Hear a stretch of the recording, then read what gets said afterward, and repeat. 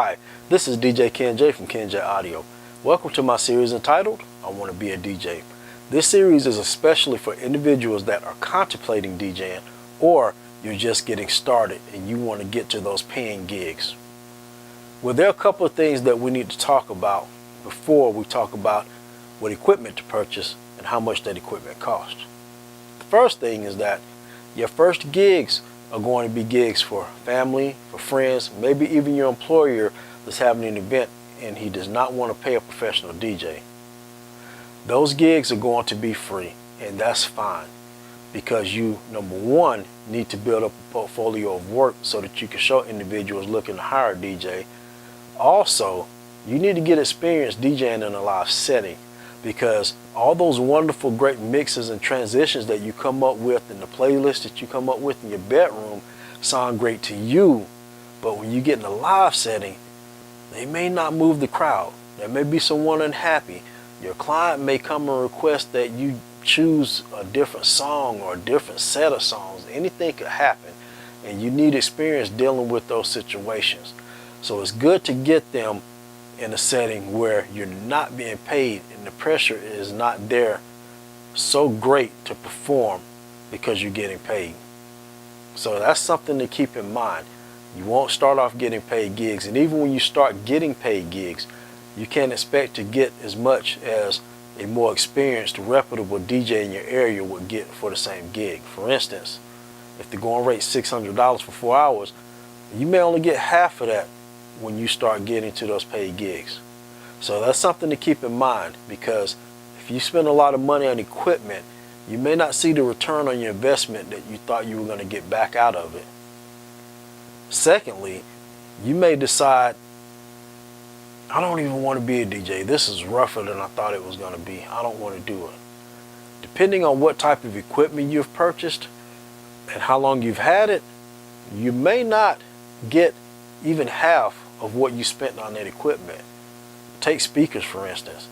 Speakers are constantly being changed. They're being upgraded. Companies are coming out with new models. So in most cases, if you pay $600 for a pair of speakers, you may only get $400, $300 for them.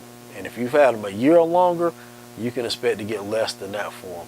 So you have to keep that in mind when you're choosing the equipment to purchase, especially starting off and not knowing if you're going to continue DJing or not. But we hope you do. The second thing that you want to keep in mind when you're thinking about what equipment to purchase and how much you should spend on it, your clients that you get starting off, now this excludes if you are DJing at a club or you're DJing in front of thousands of people where you are the show, like a DJ Jazzy Jeff or some of your other professional DJs. We're not talking about on this level. We're talking about on a beginner to intermediate level, where you're doing wedding receptions, family reunions, business events.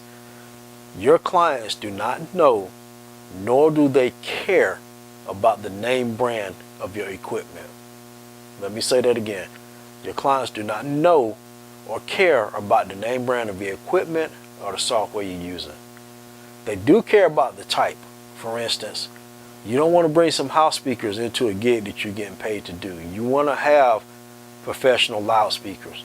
They don't have to be the latest, greatest professional loudspeakers, but you want to have loudspeakers on a stand. You don't want to have floor model house speakers.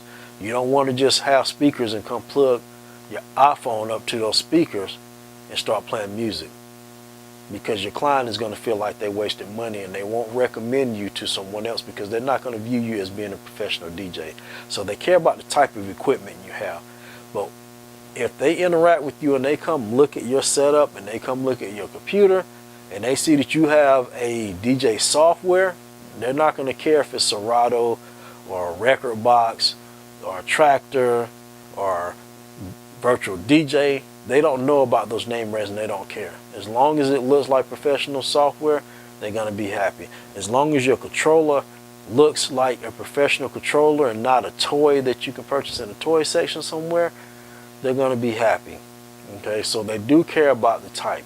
So that's something else that you want to keep in mind when you are choosing the equipment for your setup and deciding how much money you want to spend on your setup.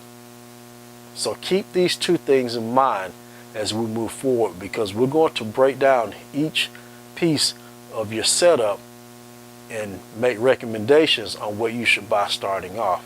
In our next segment, we're going to talk about the centerpiece of your setup, which is your media playback, how you choose to play back your media. Are you going to use a computer, a tablet, or are you going to use a standalone mixer that allows you to plug in USB sticks and play your media back without the aid of a computer or a tablet or a phone?